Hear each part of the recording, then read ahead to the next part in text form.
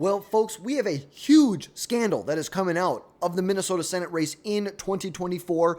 He's also, Royce White will be a candidate in 2026. We have recent reporting from KTSP, the local news station in Minnesota, that shows potentially a huge scandal in the recent 2024 Senate race between incumbent Senator Amy Klobuchar and Republican challenger Royce White. Now, we know Royce White got annihilated, to say the least, in this race. Now, granted, did he do better than some recent Democrats or than some recent Republicans against Amy Klobuchar? Yes. Klobuchar won by almost 16 points.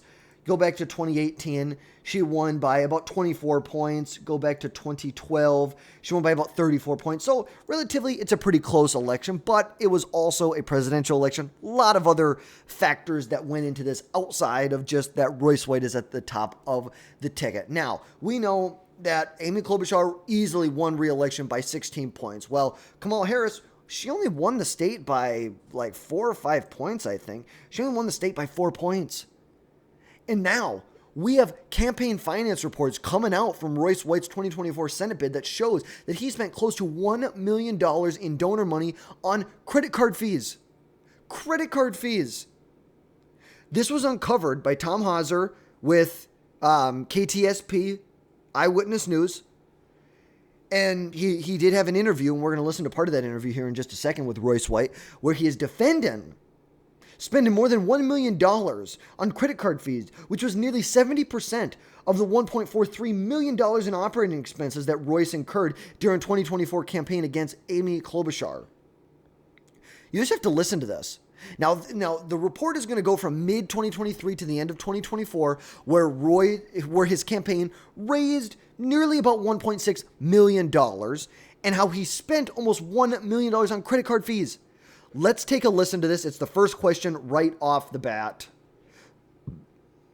Royce, the questions are actually pretty simple, just about campaign finance. Okay. It says that your total disbursements in the 24 campaign were $1.482 million. Okay. So just under 1.5. According to the itemized list of your expenses, a little more than $1 million went to credit card processing fees. Yes. Can you explain that? Well, yeah, since the beginning of my time in politics, I've actually been very critical and outspoken about the way that money is raised in politics, especially regarding digital fundraising. What I didn't know when I first started politics was how a few companies or individuals or organizations are the bundlers of Republican voter data all across the country.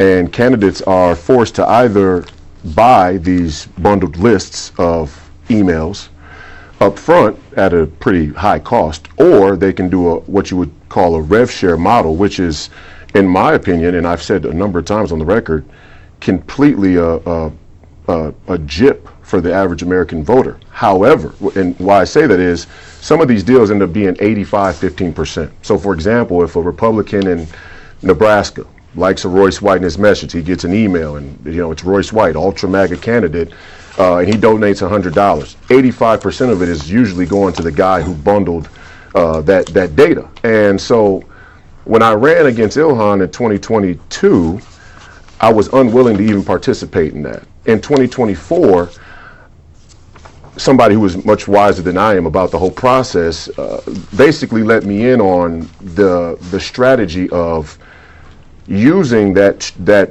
format, using that mechanism, that process to get those voters and extract them from those bundlers. So effectively what we've been doing in the 2024 campaign, but now 2026, through good fundraisers like TAG, who also represent Mike Lee, Kerry Lake, and a bunch of other MAGA candidates, is we want to extract these Republican voters all across the country who in many cases think they're just donating their hard-earned dollars to their favorite candidates or people they support, but are really having a huge portion of that siphoned off by these third parties. Now, the good part about it is once they donate once, then they're on my house list. And when I go back to ask for their donation again, I usually get 90 to 95% of that donation. So we look at it as an extraction of good American supporters of the MAGA movement, and we want to continue to do that, and we have continued to do that, and our prospecting is going great. Actually, I think what you're saying here is a huge compliment of my ability and my viability as a candidate, because obviously people want to donate money to me. But nearly 70% of your campaign disbursements went to credit card fees. Well, that's how it happens in digital fundraising. The third we've compared it to many other candidates who raised more money than you did and had a much smaller percentage. Well, that may be how they negotiated their deal. I'm not sure. The point of the matter.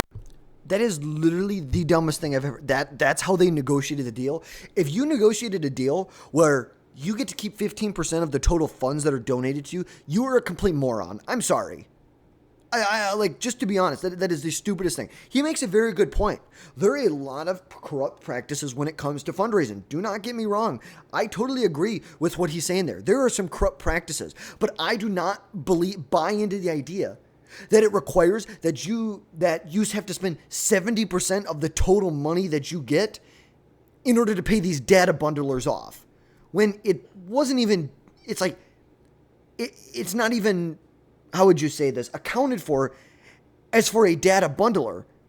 The way it is accounted with the FCC is in credit card fees. Look at this. $260,000 in one day on credit card fees. Okay, he wants to talk about how he doesn't have this list that's built up of the internal data. You ran for Congress in 2022. Don't you have any of that data? Like honestly. And I get it, the Senate's a bigger race, but this is kind of ridiculous. It is ridiculous that a candidate for the Senate in Minnesota is going to give 70% of his money that he raises away to a company that's basically a data bundler that is able to provide him that data for Republican candidates. Like, that is ridiculous. It is just 100% ridiculous. And, I've been vocal. I'm not the biggest fan of Royce White. I think there's a lot of policies that he espouses, that he supports, that I support, that I find very attractive, that I think he could be a true champion and fighter for. But this is just stupid. This is just dumb. Is when you look at the itemized list, the credit card fees are how all of these third-party bundlers take their portion of the money that's donated to the campaign through them. So let's take you back to last October, October 24th, $260,766 in one day. On October 17th, $53,572.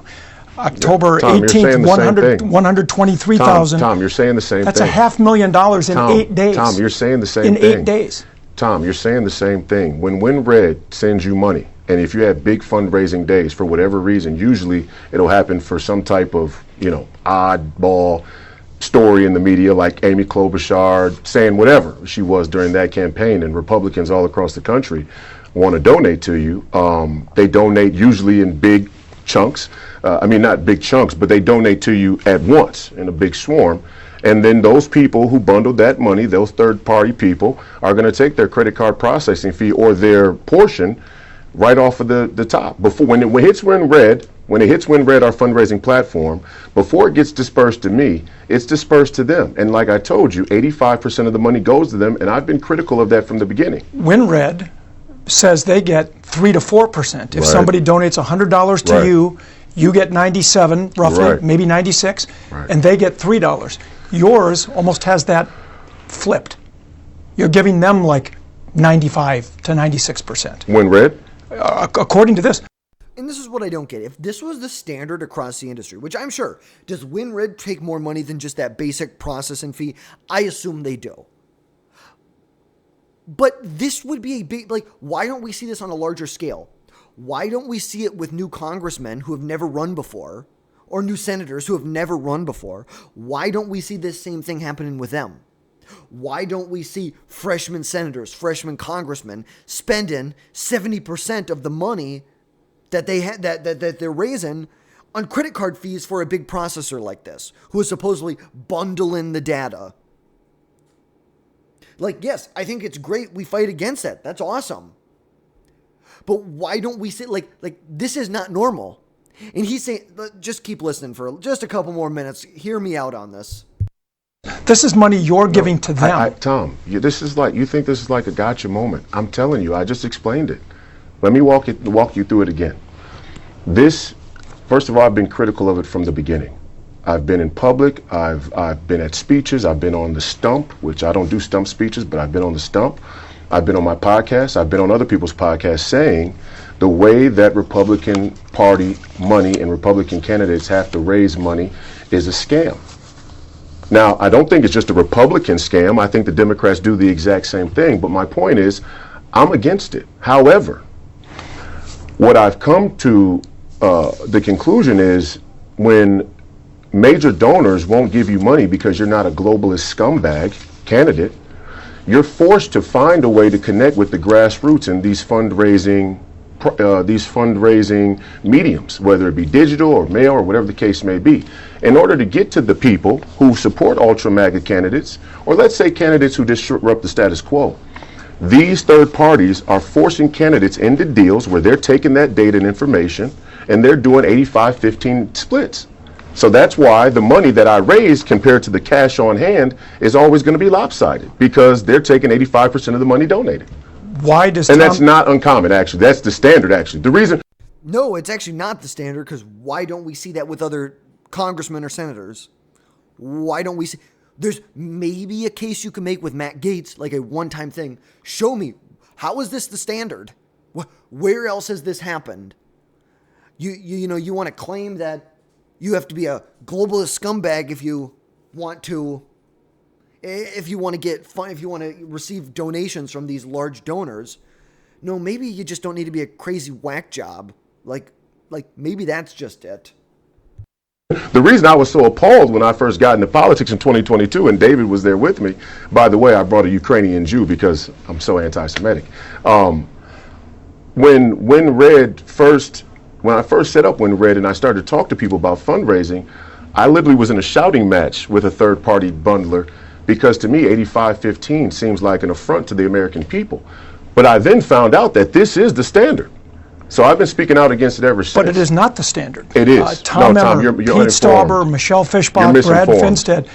No, I'm looking at no, what you're talking about are campaign finance reports. What you're talking about, Tom, are three candidates who have been in politics for a number of cycles, and they built up a house list. Not only that, not only do they have their house list from being involved so long, they also had the benefit of not being involved in politics at a time when digital fundraising was so prominent, as well as all three candidates, I'm sure if you go back and look at their start, were initiated into politics through corporate verticals, big donors, who already had their back, so they didn't have to give up those type of deals. So you are Tom Emmer was brought into politics by Vin Weber, Council of Foreign Relations. Okay, so that tells you who Tom Emmer is.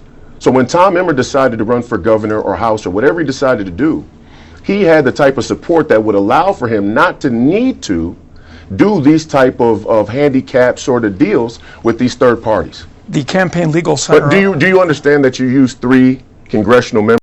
And he's got a point there. I'm going to give him it. He's got a point there, is that they most likely do have the backing of these big donors, and they already have in-house fundraising capabilities. But ultimately, at the end of the day, an 85-15 split for the for WinRed, that's just a joke. I almost want to say I don't want to believe it. And if he says that is the standard, let's see the data. Let's see the evidence. Where is that the standard? What other candidates have had to go through that? Like, I would really like to see that. I would really like to see candidates that have had 85. And hey, and if I'm wrong, I'm wrong. And I will own it. But I just have a really, really hard time believing it's at that level. Could I see the candidates getting ripped off? Yeah. Do I see them getting ripped off by 85%? No. No chance. I just do not see it happen. You can go to the FEC's website. You can see it here. Credit card fee, $260,000. Credit card fee, $123, $110, $97, $63, $53, $40, $38,000. Like, that's ridiculous. It's a scam. I don't know what is going on here. Something just isn't right. Something is not right here. And Royce just wants to say, well, this is the way it was explained to me on how it works. Well, I don't know who explained it to you, but they're a moron then. They're a moron, because this does not happen. It hasn't happened, and it doesn't happen. I don't know what you got going on here, but this does not happen. So let me know your thoughts down in the comments. That's going to wrap things up for today. We will catch you next time, folks.